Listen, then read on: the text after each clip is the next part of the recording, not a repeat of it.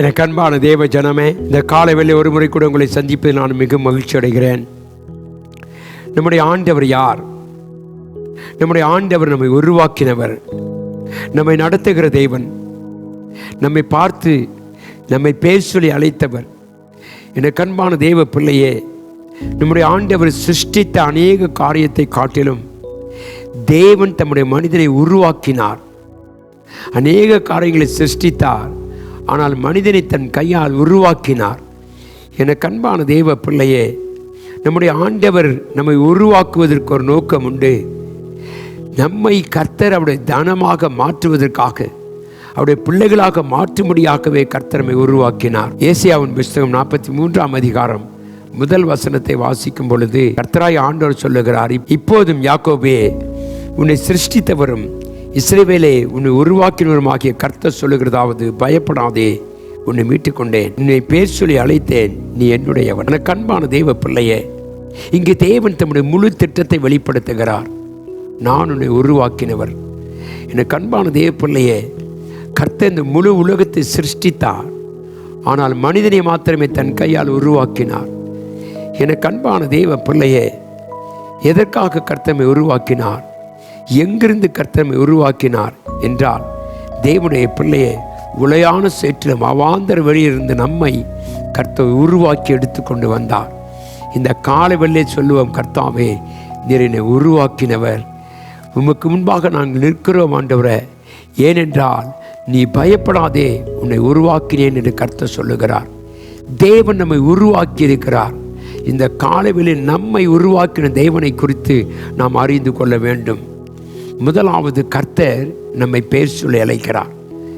ஹல்லேலூயா. தேவ பிள்ளையே, சுபாவம் அறிந்த தேவன், நம்முடைய பலவீனங்களை அறிந்த தேவன், நம்முடைய குறைகளை அறிந்த தேவன், நம்முடைய பாவங்கள் அக்கிரமங்களையும் அறிந்த தேவனாகிய கர்த்தர் சொல்லுகிறார், உன்னை நான் பேர் சொல்லி அழைத்தேன். எனக்கு அன்பான தேவ பிள்ளையே, நம்முடைய ஆண்டவர் யோவான் 10:3 ஆடுகளை பேர் சொல்லி அழைக்கிறவர். ஆட்டை கர்த்தர் பேர் சொல்லி அழைக்கிறாராம்.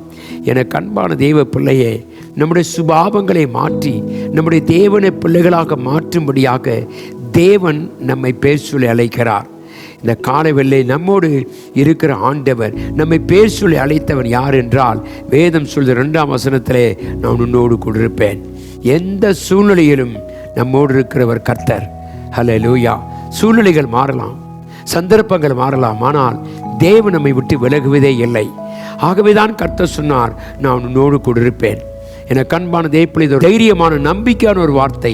உலகத்திலே மனிதன் கொடுக்கிற வார்த்தை அல்ல, இது தேவன் கொடுக்கிற வார்த்தை. இந்த தேவனாய் கர்த்தர் தான் நம்மை உருவாக்கினார்.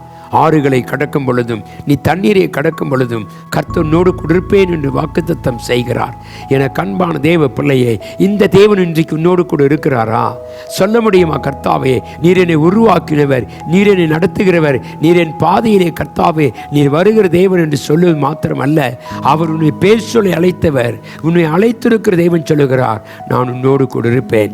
என கண்பான தேவ பிள்ளையே, எந்த சூழ்நிலையிலும் கர்த்தர் உன்னை கைவிட மாட்டார். போராட்டங்கள் வரலாம், பிரச்சனைகள் வரலாம், ஆனால் கர்த்தருடைய வாக்கு மாறுவதே இல்லை. சூழலில் மத்தியிலே கூட வாழும் பொழுது உன்னை மாற்றி அமைக்கிறவர் கர்த்தர்.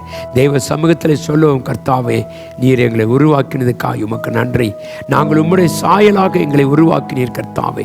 எதற்கென்றால் நாம் அவரை துதித்து அவரை மகிமைப்படுத்த. ஆகவே தேவ பிள்ளை, இந்த கால வேளையில கர்த்தராய் ஆண்டவர் நமக்கு சொல்லுகிற காரியம் அதுதான். தேவனை அறிந்து ஆராதிப்போம், அப்பொழுது கர்த்தர் நம்மை கைவிட மாட்டார். கண்களை மூடி ஜெபிப்போம். கிருபையும் இரக்கமும் மாறாத அன்பும் உள்ள நல்ல தகப்பனே, இந்த அதிகாலை வேலைக்காய் ஸ்தோத்திரம். நீர் எங்களை உருவாக்கி எங்களை பேர் சொல்லி அழைத்து கர்த்தாவை எங்களோடு கொண்டிருப்பேன் என்று நீர் வாக்குத்தத்தம் செய்கிறதுக்காய் ஸ்தோத்திரம். ஆசீர்வதியும் ஐயா, புதிய கிருபைகளை தாரும், மகிமைப்படுத்தும். இயேசு கிறிஸ்துவின் வல்லமையுள்ள நாமத்தில் ஜெபிக்கிறேன் எங்கள் அன்பின் நல்ல பிதாவே, ஆமென். கர்த்தர் நம்மை ஆசீர்வதிப்பாராக. ஆமென்.